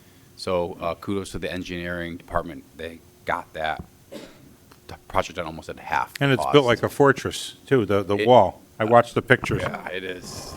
There's a lot of concrete rebar in that wall. Hope nobody hits it. Yeah, for their sake and Yeah. for the walls, yeah.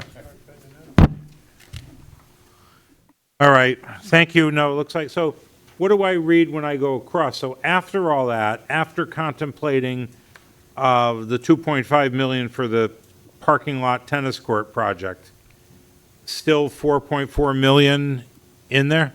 Correct, yes. Above the rainy day number of 22.4. So Correct. for the listening public, we have to keep 11% of revenues in the rainy day fund per our own policy. That's 22.4. We happen to have more than that. We've have some discussions about using some of it. After those discussions, we still have 4 million available above the rainy day.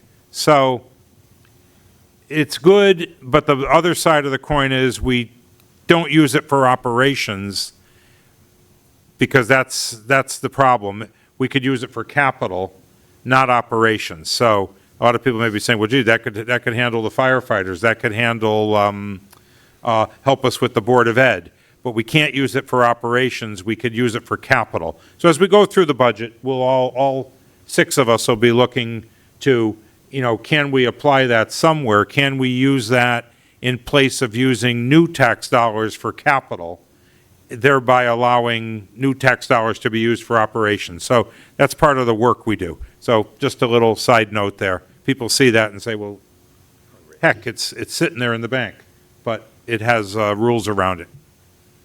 Okay, moving along. Quickly, on these committees, just the financial aspects. Sewer Committee. Oh, that's me. Oh. The town council already approved a $136,000 for the South End generator. It's the one over by McDonald's. It's been hit twice now. I think we discussed that we thought it would be about 126, but we asked for 136. But we're only expecting reimbursement of about $56,000. From the person who hit it? From Kerma, Yeah. I always want to say Surma, is, I think their insurance only was up to like $25,000. So Kerma got that, that's all part of the $56,000, just my understanding on that. So that's been approved. We also approved town council approved $49,500 for a new computer program. They're phasing out support of the one that we use right now by 2027, so that was $49,500. Let's see, anything else financial? Oh, we completed the planned sewer lining work, and we actually got a 2% back. We got $10,000 back on our last payment because we paid early. And I think we actually might be able to do more lining because we'll have another, I think, $500,000. We were under budget. And the gunite repairs on the phosphorus. Did I already do that one? Phosphorus removal.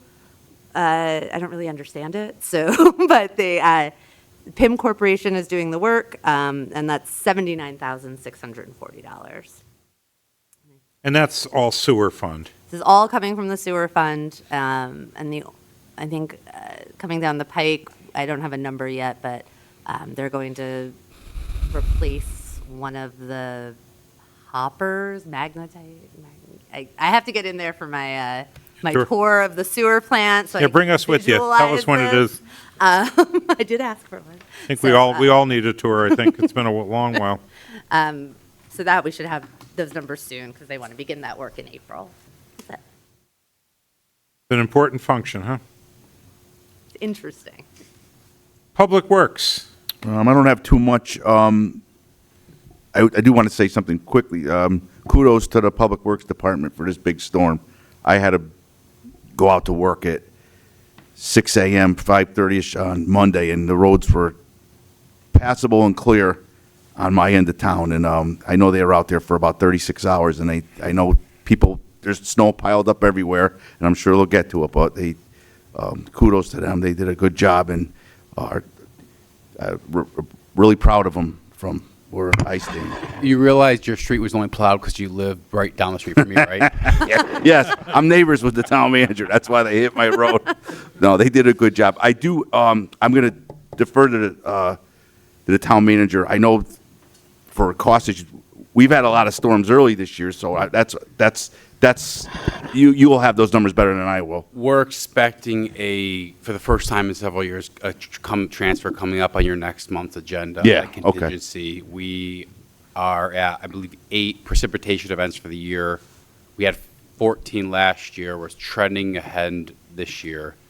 Even if it's not a big event like we had, just throwing down the sand and the salt, Right. especially on a Saturday or Sunday, cost a fortune.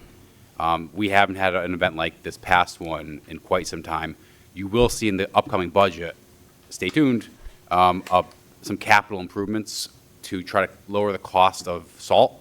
We're going to a brine system. We've been piloting it with Meriden for the last few months. They've been very helpful with us to try to, it's twofold. One, to pre-treat ahead of time to get ahead of it. It's pennies on the dollars for our salt usage, and it also is a lot less salt and runoff into the river, so it's a beneficial thing for the environment as well. So Okay. we're trying to manage that with some investments that you'll see in the capital plan in a few weeks. Thank you. Open space?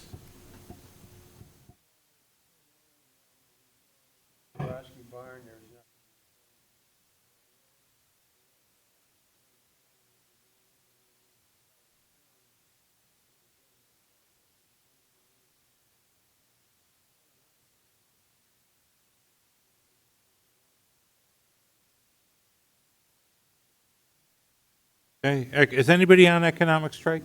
Yeah, You are, but okay. I didn't go to last meeting. And was there anything?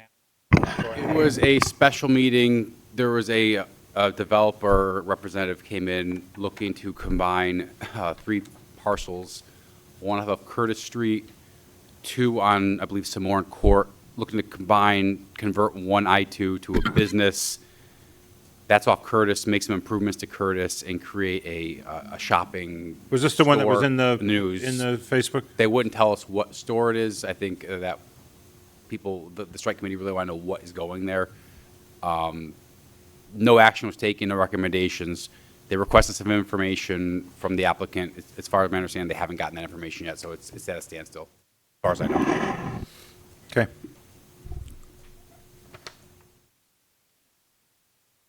Okay, any liaison communications from fire? I'm sure we're going to liaise more with fire in the... Right. Yeah, soon. Because we got to figure out the budget. We've still got to close the issue on the 3 firefighters. Anything else anybody wants to add? Any board communications, member to member? I'd just like to add, I gotta yell that here. Fire department, and the police department done a fantastic job as far as I'm concerned with taking care of a lot of sick people. The ambulance service has been tied up too, and you gotta put that in perspective of what you're dealing with, that snow out there. So, I want to kick in a little bit on it.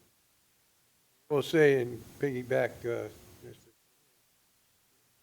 Department heads everywhere.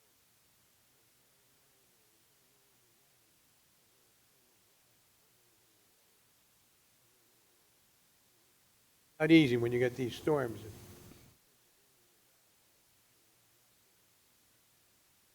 Thank you. I want to just kick that in for everybody.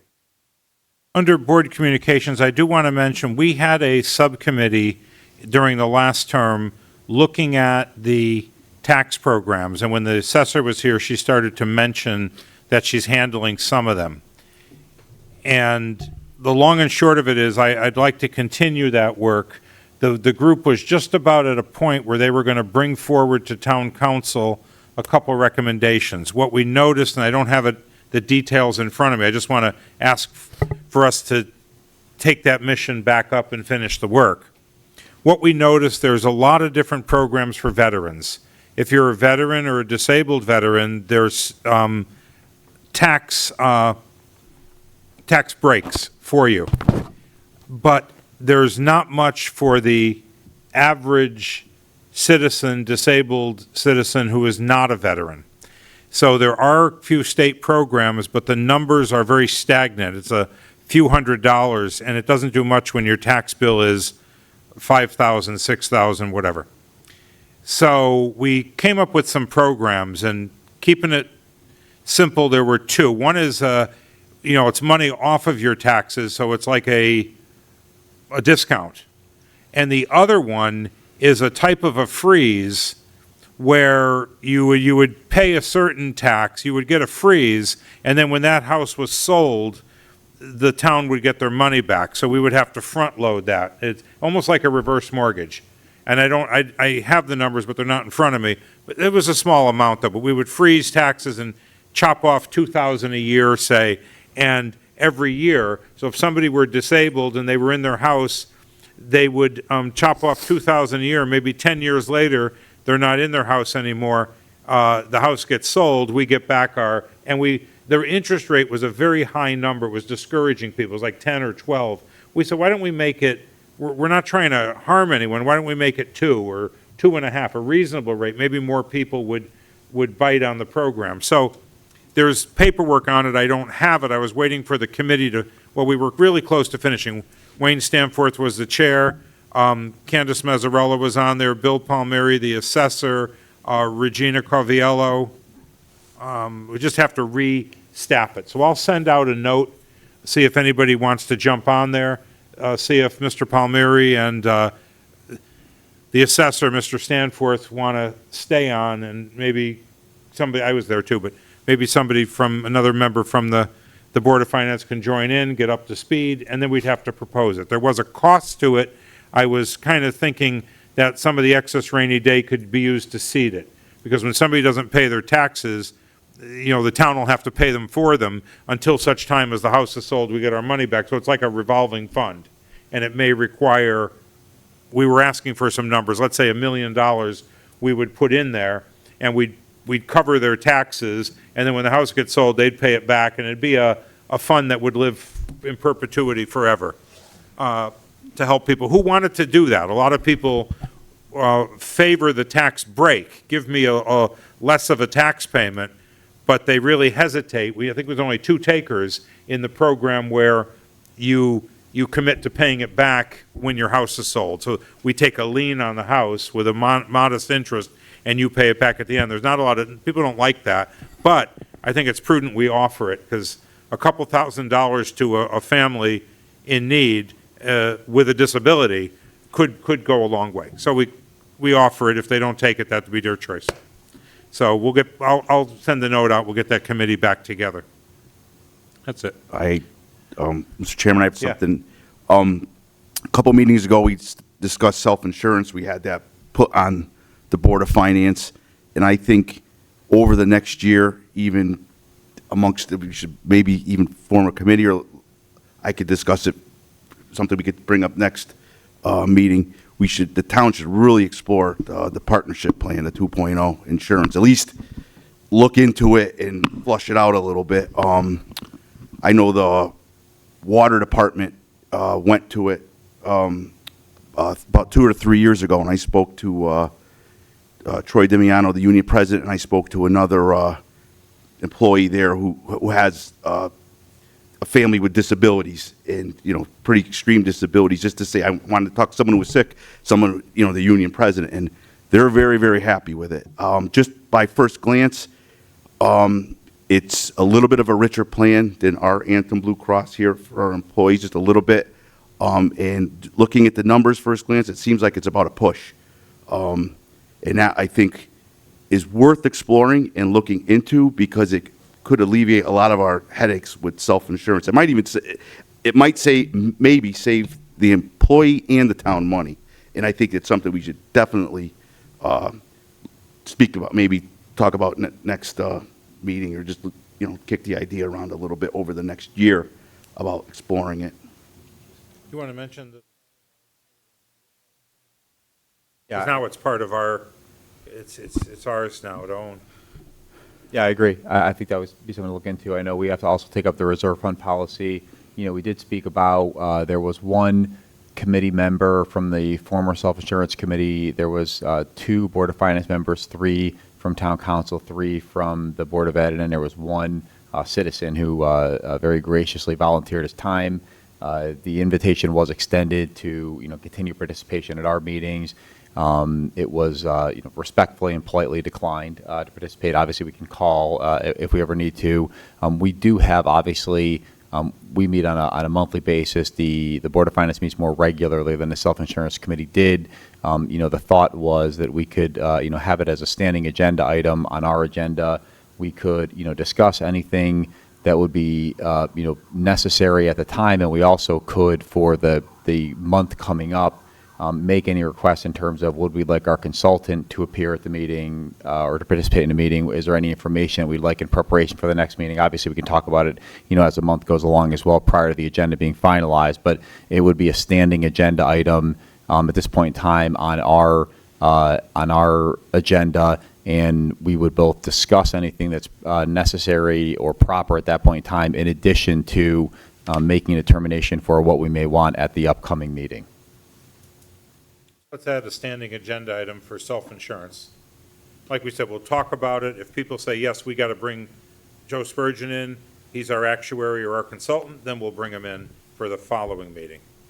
And we'll invite anybody who wants to participate, right? Board of Ed, Town Council, we'll make it known we're having the meeting, and anybody could come and that section of the, we'll put it at a certain time, too. That's fine, yeah, So that sure. it has.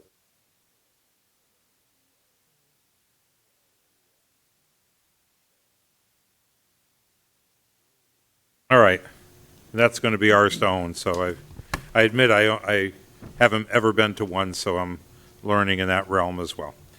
Okay, administrative business. These, try and do this quickly because we have a long meeting tonight. here. Order pizza pretty soon. All right, administrative business, the consent agenda. These are items that are already approved. We want to take them all together, so I'll try and do them all together. If we get a motion, I'll read them, and somebody could just motion them. And this is a case where we already have the money, and we just have to put it back to the department so they could spend it.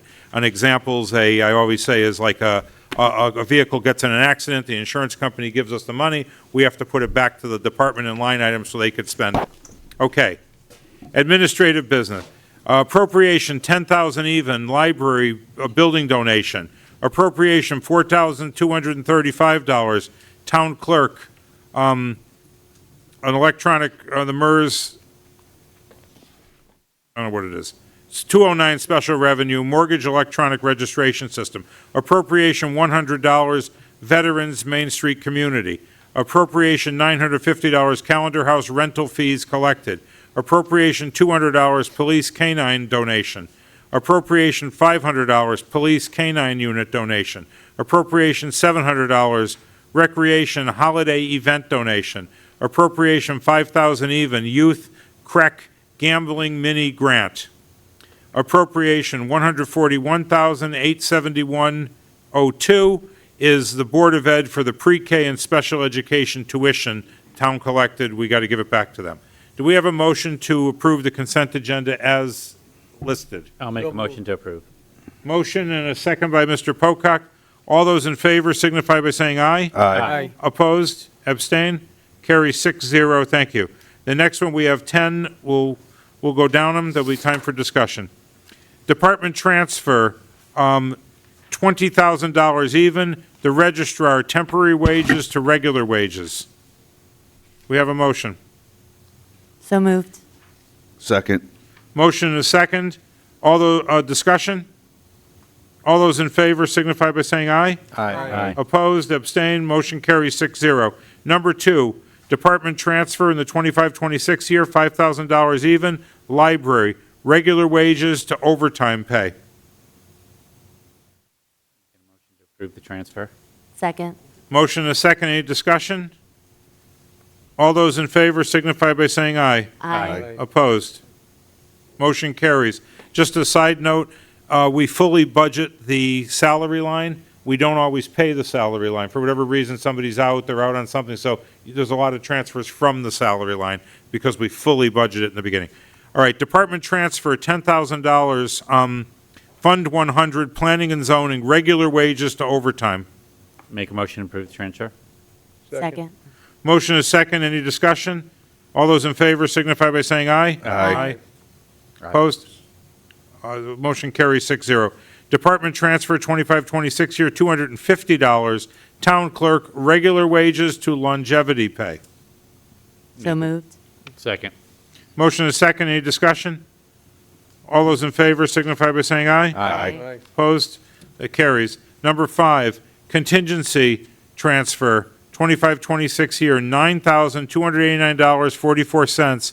Calendar House, Acuity Blue Acuity Blue Box Replacement. So moved. Second. Motion is second. Any discussion? This is the lights that are out with the Calendar House the last 6 months. The police have put up temporary lighting. It's impossible. We have to, it's all super technology and programming, so we had to buy a new software program to get those lights up. Any discussion? All those in favor signify by saying aye. Aye. Abstain. Are you abstained? No, 601, okay, one abstention. It carries, 501. Contingency transfer, $100,000, general fund finance accumulated payout. Motion to approve the transfer? Second. Motion is second. Discussion on this? I didn't.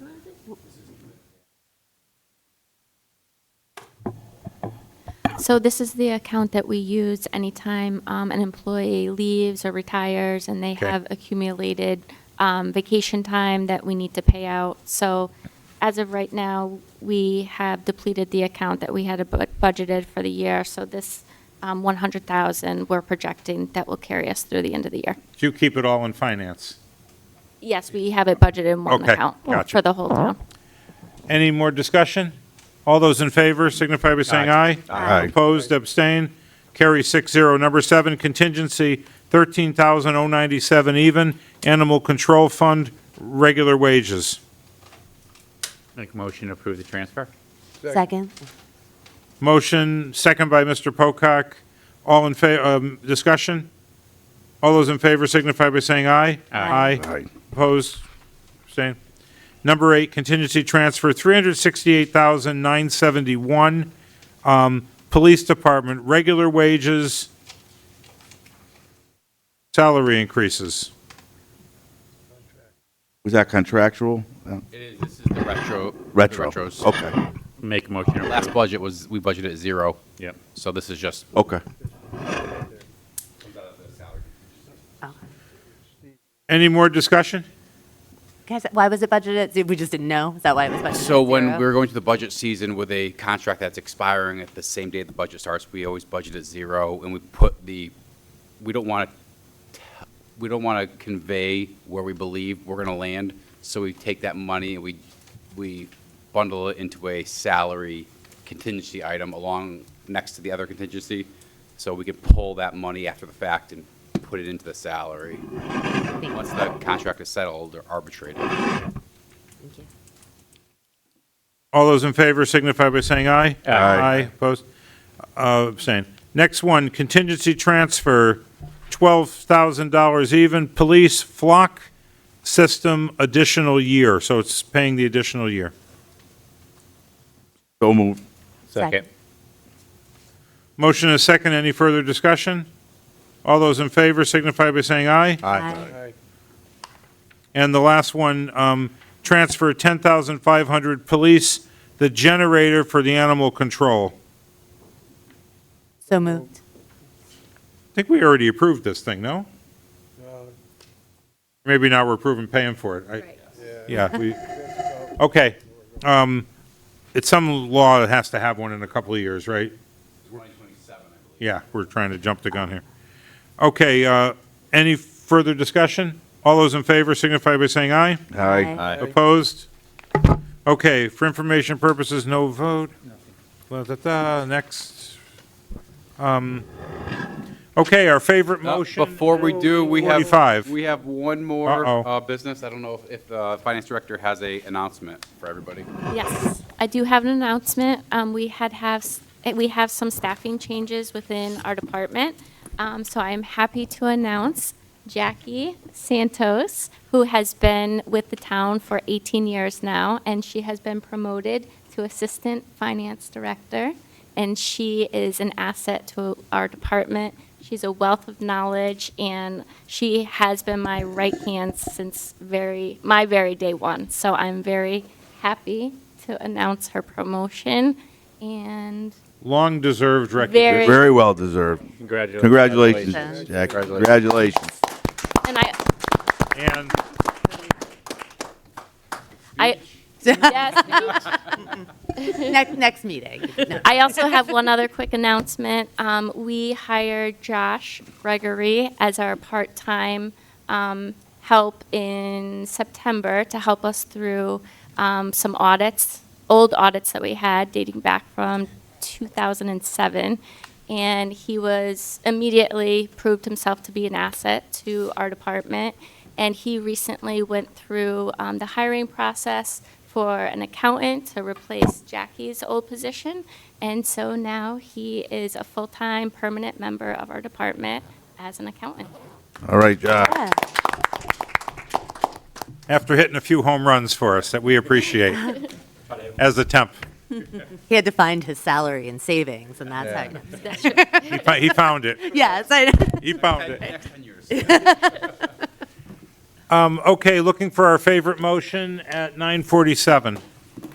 Make a motion to adjourn. Second. Second, all in favor? Aye. Aye. Okay, meeting adjourned, 9:47.